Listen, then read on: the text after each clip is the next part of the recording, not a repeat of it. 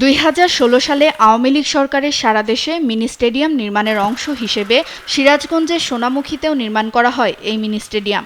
40 লাখ টাকা ব্যয়ের স্টেডিয়াম নির্মাণের জন্য জলাশয় ভরাট করতে ব্যয় করে কোটি টাকা। 2024 সালে আওয়ামী লীগ সরকারের পতন হলে জমির মালিকানা দাবি করে স্টেডিয়ামটি দখলে নিয়েছে স্থানীয় কয়েকজন। এখন আর নেই গ্যালারি, নেই সারি সারি বেঞ্চের অবকাঠামো, ঠাঁই দাঁড়িয়ে আছে ড্রেসিং রুম। মাঠের মধ্যে কেউ নির্মাণ করছে বাড়ি, আবার কেউ করেছে গাছের বাগান। তাদের দাবি, পৈতৃক সম্পত্তি হলেও সে সময়ে খাস জমি দেখিয়ে জোর করে স্টেডিয়াম নির্মাণ করা হয়। আদালতের রায়ও পেয়েছেন তারা।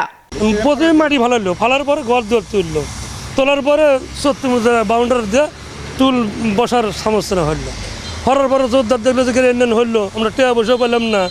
আবার ইন্ডিয়ান ভোগ দল খাইতেছে, তখন জোরদার হাইবার না পেরে সরকার প্রতি কেস করলো।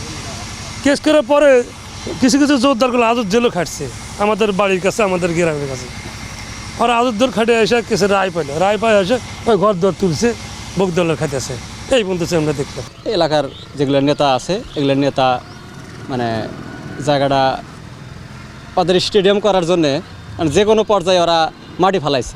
খাসও আছে, কতগুলো দলিলও আছে, আর অবজেকশন দিল না, ওরা উদ্বোধন হলো না, উদ্বোধন না হলে চলে গেছে। এখন যার যার জোরদার তারা এসে ঘর তুলে নিয়ে ওই যে বাউন্ডারি হয়ে নিছে, ঘর দুয়ার তুলে নিছে। এই জমিটা ছিল আমাদের মালিকানা জমি।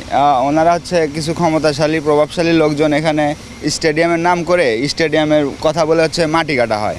মাটি কাটার পরে আমাদের বলে যে তোমাদের পরবর্তী টাকা দিব, তারা ওই টাকা নেওয়া দিয়ে আমাদের জমিগুলো জোরপূর্বক দখল করে। 5 তারিখের আগে রায় হয়েছে, এখানে জায়গার মালিকানা রায় পাইছে, পাওয়ার পরে তো এখন যার যার জায়গাতে যার যার অবস্থানে শেষে চলে আসছে। আসলে জায়গা আসলে সব ব্যক্তি মালিকানা।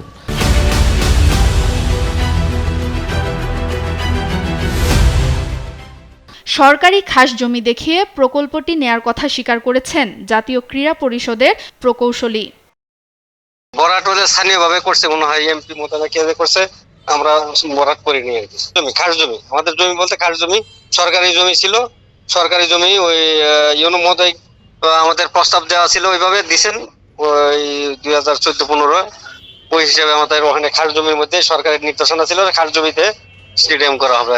তবে এই স্টেডিয়ামে আবার খেলা ফেরাতে জেলা প্রশাসক ও সংশ্লিষ্ট মন্ত্রণালয়ের সঙ্গে যোগাযোগ করার কথা বলছেন এই ক্রীড়া কর্মকর্তা। জি স্যার, নতুন স্যার আসছেন এবং ইউনো মহোদয় আছেন, ওনাদের সাথে আলোচনা করে আমরা সর্বোচ্চ পর্যায়ে চেষ্টা থাকবে যাতে করে এটা আরও আপডেট করা যায়। নামটাও যদি কোনো জটিলতা থাকে ওটা স্যারদের সাথে আলোচনা করে আমরা আরও কীভাবে ডেভেলপ করা যায়, এবং যুব ক্রীড়া মন্ত্রণালয়ে আমরা যদি এই প্রস্তাব দেওয়ার প্রয়োজন হয় তাহলে স্যারের সাথে পরামর্শ করে আমরা একটা প্রস্তাব দেব। ব্যক্তি মালিকানাধীন জায়গাকে সরকারি খাস জমি দেখিয়ে মিনি স্টেডিয়ামের মতো একটি স্থাপনা নির্মাণের এই উদ্যোগ শুধু হাস্যকরী নয়, বরং লজ্জারও, বলছেন এলাকাবাসী। সুপ্রিয়া তৃষা, নিউজ ডেস্ক, দেশ টিভি।